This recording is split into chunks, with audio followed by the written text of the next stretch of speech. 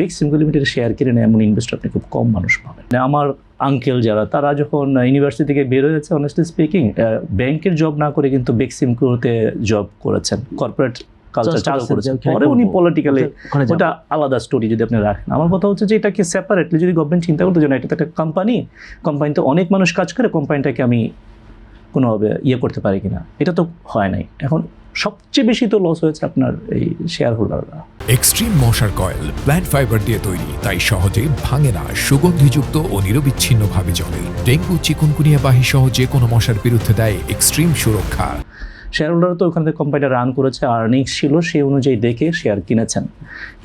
এখন তো শেয়ারের প্রাইস আপনার এই অবস্থায় আছেন। এখন আপনি তো আর কিছু বলা দেওয়ার দরকার নেই, কারণ তাদেরকে আপনি এখন আমি তো ক্রিটিসাইজও করতে পারবো না। ওই গভর্নমেন্ট তাদের কাছে মনে হয়েছে, তাদের কাছে যা ডাটা ছিল টেবিলে, সেই অনুযায়ী অ্যানালাইজ করে ওনারা বিশেষজ্ঞ ছিলেন, সেই অনুযায়ী ওনারা ডিসিশন নিয়েছে। কিন্তু এটা রিপারকেশন হয়েছে আপনার আজকে আমি যে বললাম, ওই যে মানে বেক্সিমকো লিমিটেডের শেয়ার কিনে নেয় এমন ইনভেস্টর আপনি খুব কম মানুষ পাবেন। ঠিক আছে, পোর্টফোলিও তো আছে, কিন্তু এখন তো এটা price everyday it's closing. So এটা ফরগেটিভ যাওয়া হয়েছে আর কি। এখন এটাকে এই গভর্নমেন্ট কতটুকু করতে পারবে, গভর্নমেন্ট প্রেসারে আছে ভাই, এটা বললে হবে না যে গভর্নমেন্ট আপনার এই বন্ধ কোম্পানিকে গভর্নমেন্ট চালু করবে, যেগুলো একটা কোম্পানির বিষয় না, আমি বলছি অনেকগুলি সরকারের কি ডিফিকাল্ট গড়ে উঠেছে যে আমরা বিনিয়োগকারীদের সঙ্গে বা গভর্নমেন্টের ইনভেস্টমেন্ট আপনি কিভাবে তাদের সঙ্গে কথা বলেই আমরা সবসময় সিদ্ধান্ত। গভর্নমেন্ট এই জিনিস পারবে না, গভর্নমেন্টের কাছে অত পয়সা নাই, আর গভর্নমেন্টের এটা পারবে না, এটা government.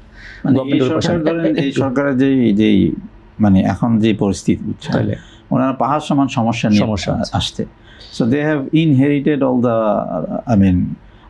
bad things, unfortunately.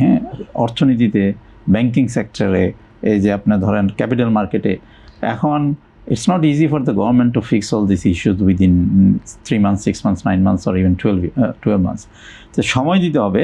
But আপনি দেখেন আজকেও যদি আপনার if you have read the newspapers and the নিউজগুলি দেখে থাকেন, সেখানে দেখা যাচ্ছে আমাদের টোটাল ডেট সাইজের পরিমাণ হচ্ছে 18 লক্ষ কোটি টাকা। এর মধ্যে 10 লক্ষ কোটি টাকাই হচ্ছে ডিস্ট্রেসড। আপনি দেখেন 10 কোটি, উইচ ইজ 60%। তো তার মানে হচ্ছে যে এর মধ্যে ধরেন প্রায় 5 থেকে 6 লক্ষ কোটি টাকা ইজ এক্সট্রিমলি ডাউটফুল। তারপরে ব্যাড ডেট আছে ক্লোজ টু 83,000 কোটি টাকা। তারপরে আপনার ডাউটফুল আছে, সাসপিশিয়াস আছে, সব মিলিয়ে ডিস্ট্রেসড যদি আমি টোটাল হরাইজনটাতে চিন্তা করি, তাহলে 60% of the total money that is out to the market as date. তো এটা তো একটা কোয়াইট রিস্কি সিচুয়েশন, সিস্টেমিক রিস্কের দিকে আমরা যাচ্ছি। এটাও তো গভর্নমেন্টের সবচেয়ে বড় প্রায়োরিটি।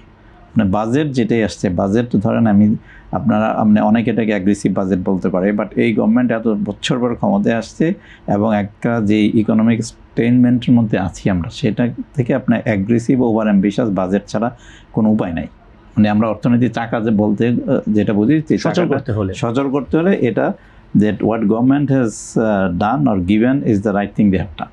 বাট গভর্নমেন্টের জন্য যেটা সমস্যা, এটা আমাদেরকে বুঝতে হবে। এই যে ধরেন ব্যাংকিং সেক্টরটা, এই ব্যাংকিং সেক্টর যতদিন পর্যন্ত ফিক্স করতে না পারছে, অ্যাটলিস্ট একটা সাস্টেনেবল টলারেবল লিমিটে না নিয়ে যেতে পারছে, সে তো ততদিন পর্যন্ত it is not easy for the government to run the economy.